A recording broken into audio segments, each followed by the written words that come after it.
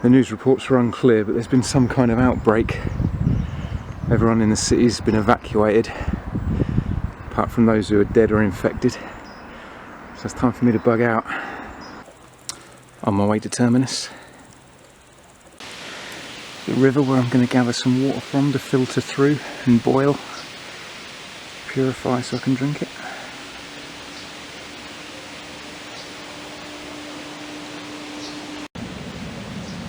I've got my first aid bag with me, which is a water filtration system, so I'm going to gather up some water now from the river here and filter it through.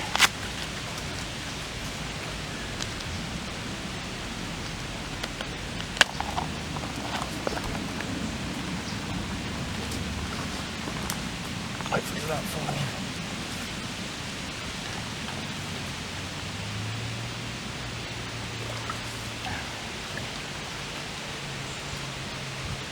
Now I'll take that back to camp and filter it through.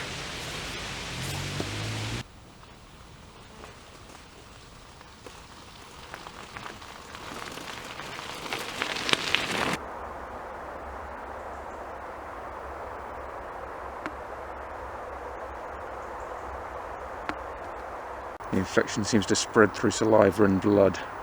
Luckily it's not airborne, so the neoprene mask's enough just to stop any saliva or blood getting in my eyes and mouth. Just trying to find a good place to stop now. Now this neoprene mask has Swiss eye lenses in. They're one way, so you can see out crystal clear, but you can't see in. They're also scratch resistant.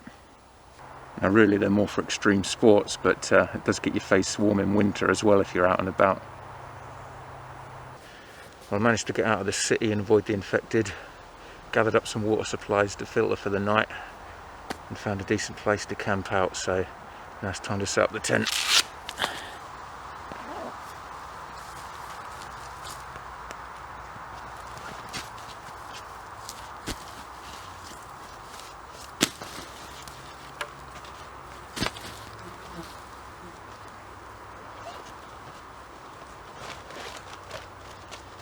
Handy thing that I finally got hold of, I've been wanting to get for a while. Some camo netting to put over the bike. I may lay it down on the ground as well, covered with the camo netting. Hopefully it won't show up too much to people passing by. Seems to be a lot of choppers flying over.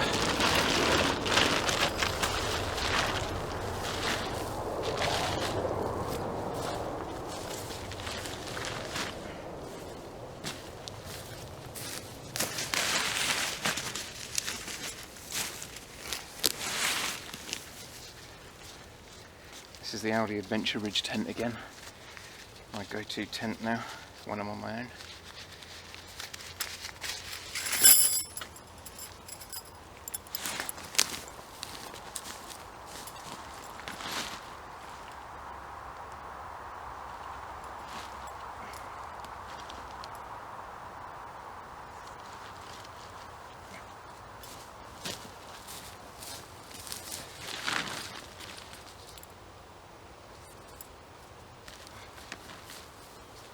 Pretty easy to put up.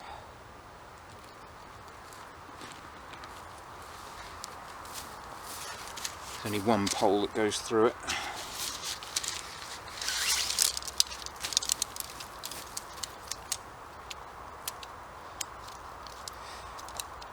You have to be careful putting this through that you don't catch the material on the metal bits here that connect the fiberglass poles together, otherwise it can end up tearing it. So you've got to gently with it. Don't rush it.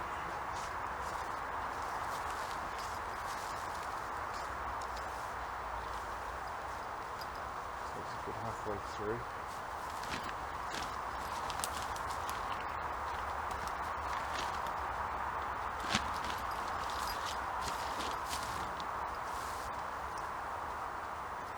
Make sure it's even at the top there as well.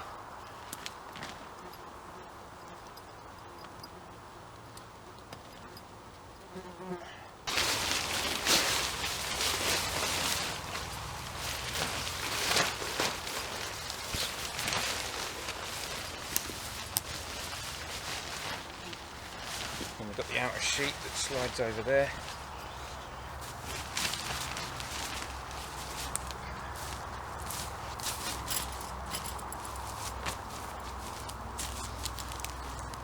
I'll tighten it up once I've got it all set up, but just to initially get it all together, I just put the pegs in pretty casually, really, like that. So then I can adjust it however I need afterwards. It is not quite on as straight as I want.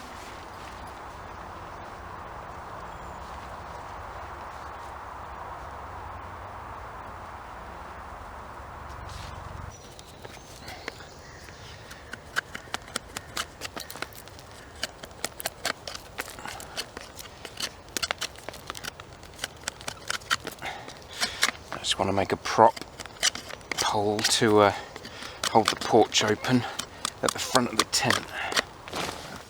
And this is my first time using this little saw. Just want to see how good it is. Oh, slice through there pretty quickly.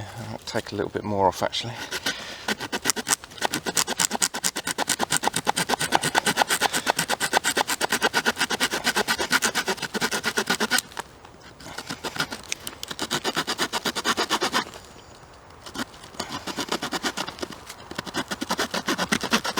It's only a small blade, so it can be a bit awkward, but for the size, it's cut through there really well. Nice and solid too.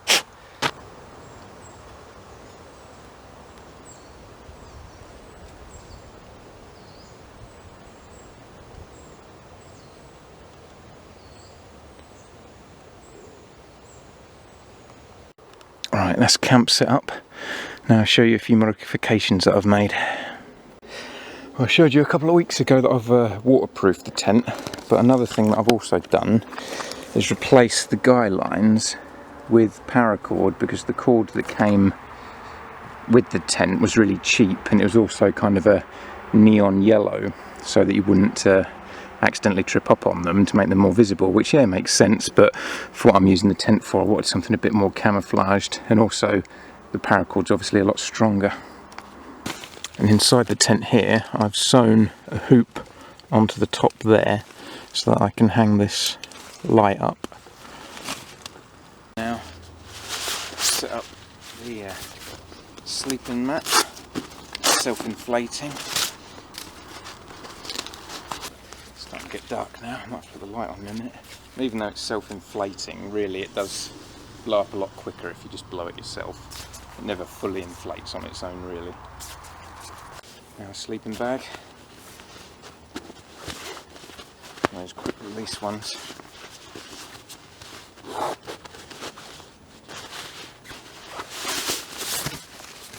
This is the first aid bag, my water filtration kit. Filled it up with some water earlier. You have to leave it a little while for the water to kind of sink into the filter. There we go, you can see it there, slowly dripping out. It comes a bit quicker if you squeeze it, but not much. It is quite slow going. It does filter the water really nicely. I mean, this will pretty much filter the water for anything, but I do like to still boil it first before I use it. There's the camo netting over the bike.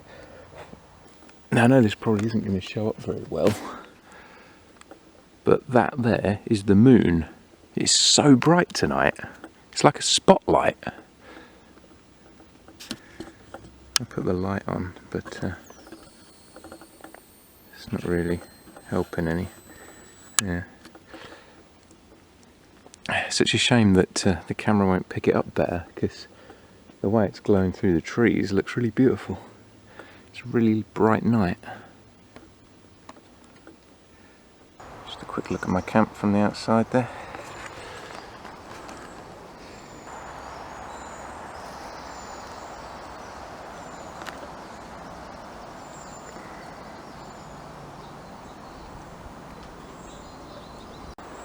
Not a bad area here, because being quite close to the river, I've got a pretty much limitless water source, and there's a lot of dead wood lying around here as well, just thin stuff, but stuff that would be good, especially from pine trees, for fires. And there's bracken everywhere too, and the dead bracken is also great kindling.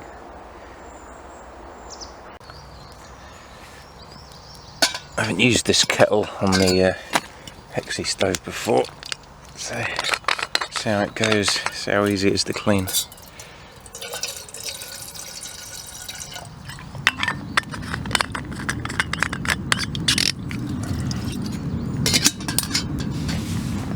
How long it takes.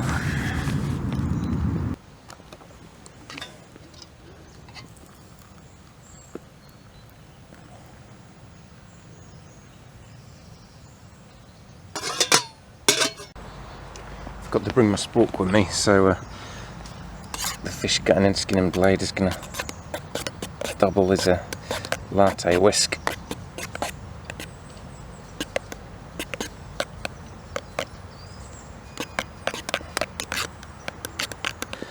I tell you what, for this Alox kettle, it's a lot easier to clean on the bottom than the aluminium one that I've got.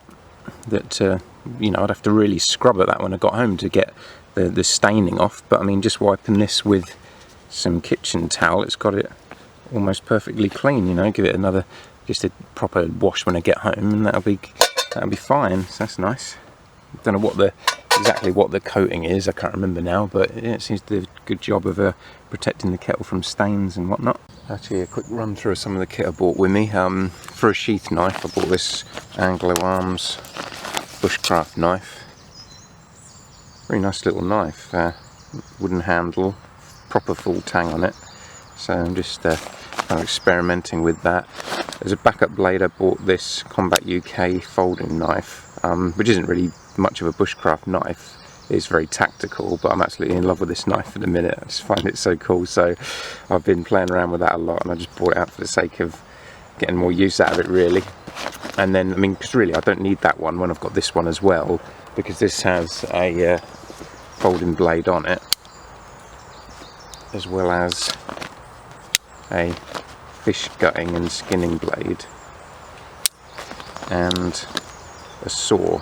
Now, I used the blade and the saw on this earlier, yesterday evening, and they both work pretty well. So it's quite a nice little knife as well, and that's Anglo Arms as well. And you can get it in a kind of with a wood finish pattern on the side, but I prefer this camouflage. Quite a nice little knife, really, nice little multi-tool. You've got the 3 buttons on the back there to unlock each blade along. Hole there if you want to put a lanyard in there. I'm not particularly a fan of lanyards myself, but it's a good bit of kit because I've been wanting to get a small saw. I've got a little folding one, but it's it's not as sort of solid a blade as this one, even though it is a longer blade. But just for small tasks like what I used it for last night, it's fine. Oh, and I also bought a web-tex, just a little survival kit with me, which I might do a separate video on at some point, the contents of it. It's handy to have one of those along, just in case.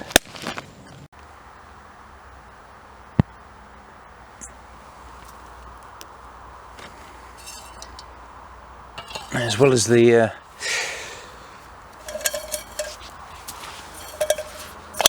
Hexi stove, I also brought along the old Trangia alcohol burner, because I hardly ever use it, so I thought I might as well for a change.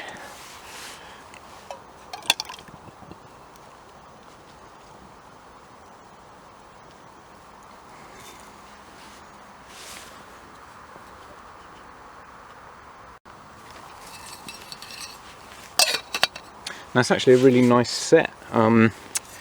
It's cool. It's a camp art set. I've done a video on it before a few years ago, but I mainly got it for the frying pan and the saucepan, because I like ones that have the fold down handles rather than those sort of clip-on grip ones. I just don't really like those very much.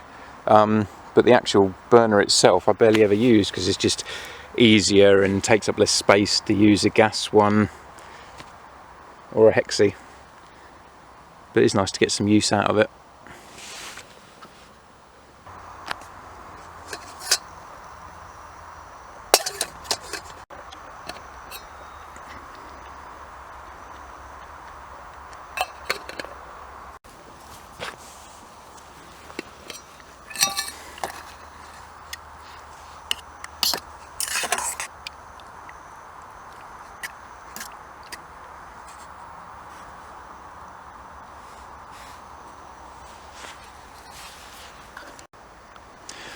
It's about done now, so the easiest way to put it out is, if this isn't too hot, you just flip that off there and then get this lid, whack that over there, and that snuffs it out. Now the nice thing about this set is it comes with two lids. It comes with the kind of liquid tight lid that you can put on, that you screw on when it's cooled down, but then it has an extra lid that goes over the top of this lid when it's not in use, which you can then use to put the flame out without it melting the rubber seal in there. I brought my solar powered radio out with me so I can keep track of the news, any information, what's going on. It's charging now, as you can see from the green light that's on at the front there. So that should pretty much be limitless. And if we do get a cloudy day, I can crank it from the back to charge it anyway. I'm going to try the radio now, see if I can pick up any distress signals, any emergency broadcasts. See if I can get some idea of what's going on out there.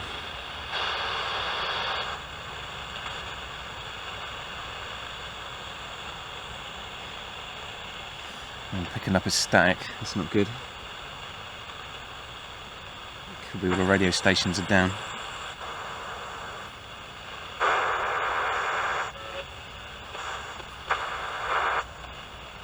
Damn it. Need to get some kind of idea what's going on in the world. Is this safe to go home yet? Right, after spending the night here, I need to finish off my journey, getting to my dugout spot where my parents are. Hopefully it'll be safe there, so it's time to hit the road again.